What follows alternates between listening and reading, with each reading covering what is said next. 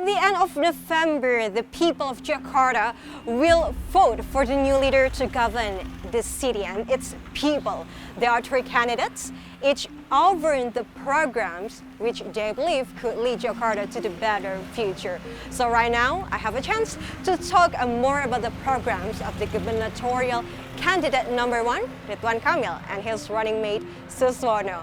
He is now currently visiting Rawa Barak Selatan in North Jakarta to listen to the aspiration of the people here.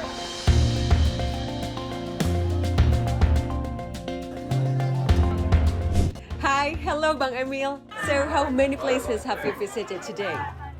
Mostly around 8 to 10 agendas a day. Okay. 2 days ago, 15, but 15, wow, that's a I lot. could only afford 9. So Okay. just to tell you so many agendas per day that I have to attend. But the best campaign is meeting people. Meeting people. Listening I to see. their needs, listening to what they want, aspiration. Is part of my job as a leader is to understand by listening directly to their concern. To their aspiration. Okay, so we know that this is not your first game in the general election. No, as this is you my run. third one. Your third one. Okay, so of course there are gonna be like differences between your previous competition. What is the characteristic of Jakarta people? Number one, Jakarta is the center of Indonesia. Okay, all important people, all decision makers in this country live in Jakarta. So I have to campaign, one to the regular people, one to the elites, yeah, to make sure they understand, they support.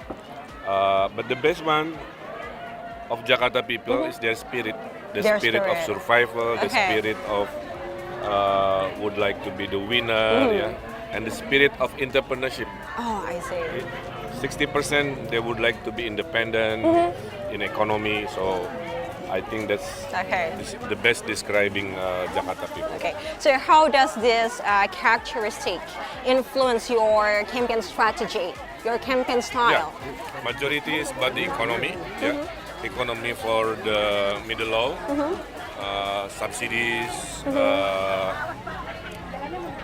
loans that are very easy to access, but also to increase the global competitiveness of Jakarta. Yeah. We need special economic zone. We are creating solution to reduce the floods, the congestion, the pollution. So that's combination between economic for the global city and economy also for the poor. And I have experience of 10 years of doing so. Okay, so we'll think more about what you mentioned, but maybe I think I'm gonna start with the special economic zone. Since we are in North Jakarta, even though that, yeah, it's really close to Thousand Islands Regency. So you mentioned that you want to create a Thousand Islands Regency as the special economic zone. So could you please tell us more about this? The President Prabowo expecting Indonesia to be 8%. Currently we are 5, which is good. To be 8 is very challenging. So one of the key is to create many space economic zone, bringing global money to Indonesia, creating a good investment situation. In Jakarta, we have at the north, Thousand Islands. Yeah, we could use special economic zone for global tourism like Dubai, or family office, bringing the wealth of Indonesian wealth coming back to the country and creating jobs and also boosting the economic growth and helping to 8% as Pak Prabowo expected. Okay, you mentioned that you will develop a theme park that has a quality, just like a Disneyland. It's only part of the economic strategy. Yeah? Okay. You have the vision to increase the economy, and there's a certain program. So a creative economy, creating Jakarta to be the festival, global city festival, creating a global level of tourism.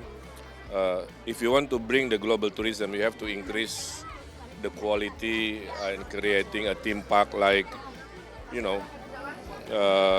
Disneyland, like Universal Studio type, which we don't have. Currently, we have theme park economy only for local. So we need for global. So is the existing theme park is not enough to attract the international tourists? Of course, once we declare Jakarta a global city, our economy must elevate into global relationship with global economy. We are already in the center of Indonesia. We need to upgrade Jakarta to be the center of Asia or maybe the world. Yeah.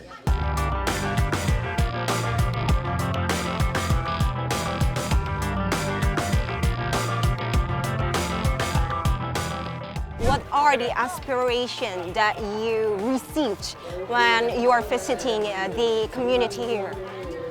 Number one, free education. So currently, free education is only for public school. So since my campaign for next year is free school, not only in public school but also in private school. I see. Second one is about the easy access to loans for SMEs.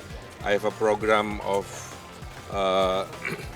creating loans that are very easy to access and less interest. Yeah.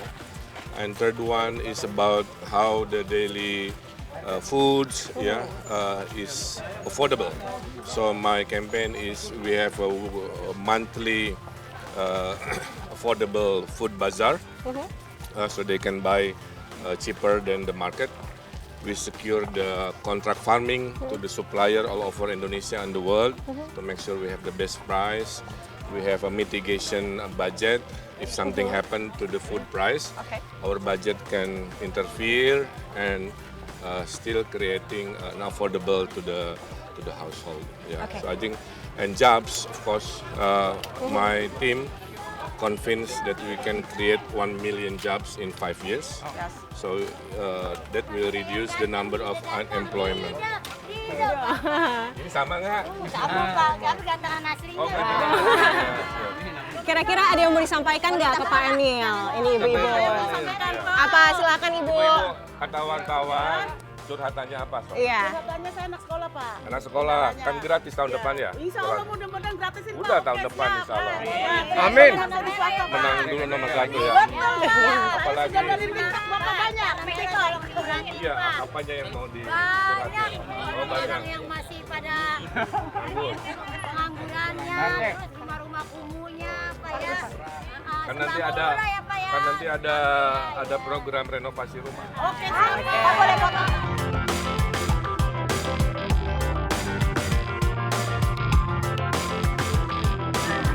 I talked to one of the people and they say that regarding the education fee, okay, it's free, but there are expenses that they spend outside the school fee and it really burdened them. So do you think that these expenses in the future, if you're chosen as the governor of Jakarta, will be also free? Yeah, it's basically cross subsidies. Yeah, we make it free, majority for the poor, but we keep normal system to the have. Yeah, I think in Indonesia we have that kind of concept what we call Pancasila economy.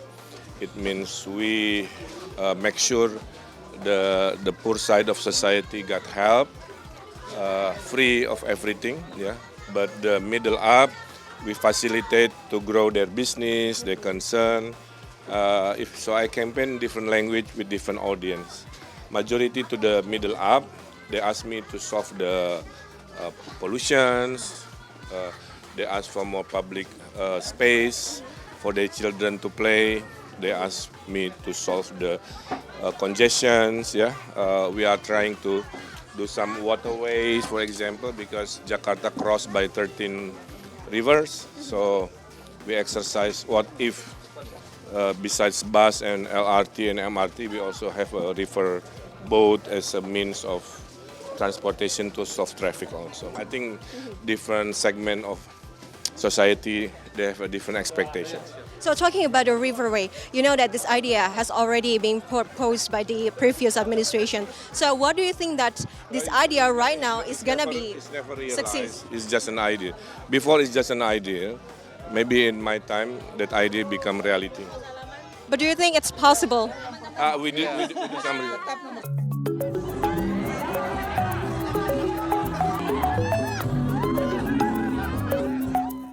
So why do you want to bring this idea back alive? No, we need to make option for people to do mobilities. Yeah,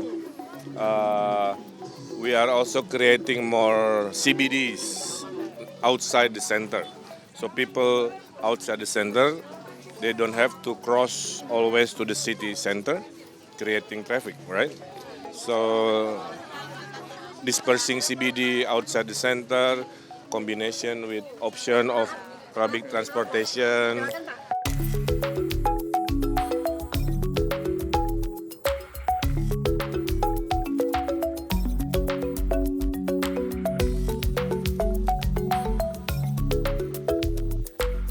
Kang Emil, what is the sketch that you just made?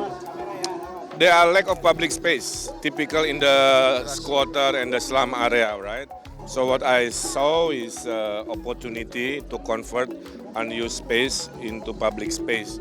As you see, the poor, the children, they play on the asphalt, on the street, which is not healthy. So I think if I get elected, one of the things that I will do first in this area is upgrading the neighborhood, including the public space.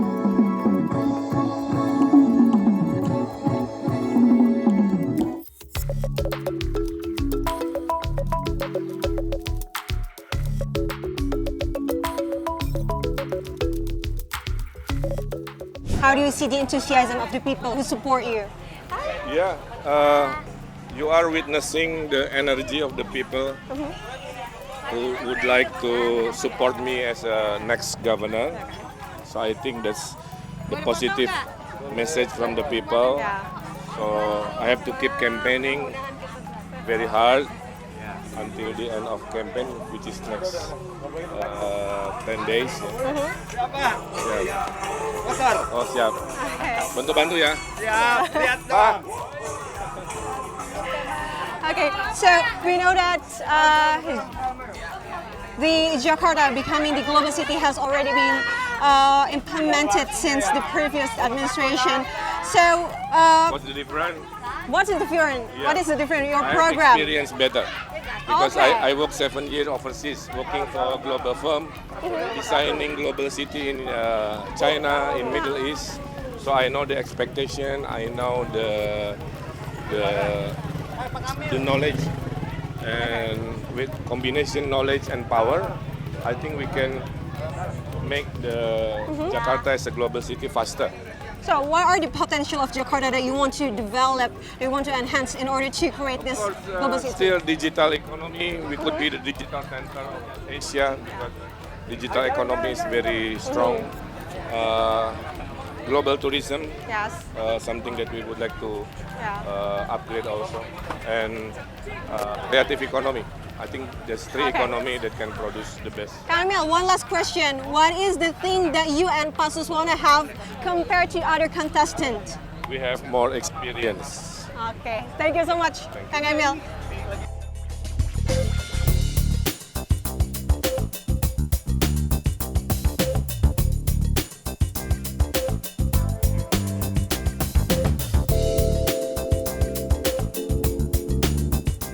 So, that is all the conversation with the gubernatorial candidate number 1, Ridwan Kamil. Don't forget to vote because your voice matters. So today News Team reporting from Jakarta.